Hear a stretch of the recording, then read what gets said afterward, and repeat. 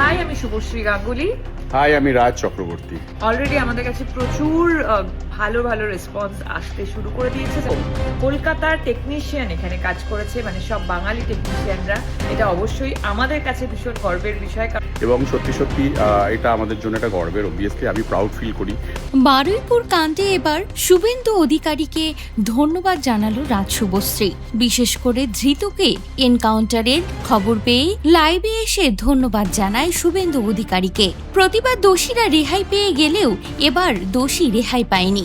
শুভেন্দু অধিকারী আগেই জানিয়েছিলেন, বিজেপি বাংলায় ক্ষমতায় এলে ধৃতদের কোর্টে পাঠাবো না, সকালে জমা নেব, বিকেলে খরচ করব।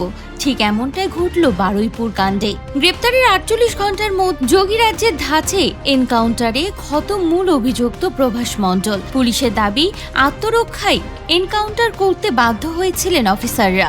মঙ্গলবার গভীর রাতে বারুইপুরে এই ঘটনা ঘটে, যা শুনে শুভেন্দু অধিকারীকে ধন্যবাদ দিয়েছেন তৃণমূলের প্রাক্তন রাজ চক্রবর্তী এবং তার স্ত্রী শুভশ্রী গাঙ্গুলি। তো এই নিয়ে আপনাদের মতামত কি, অবশ্যই কমেন্ট করে জানাতে ভুলবেন না।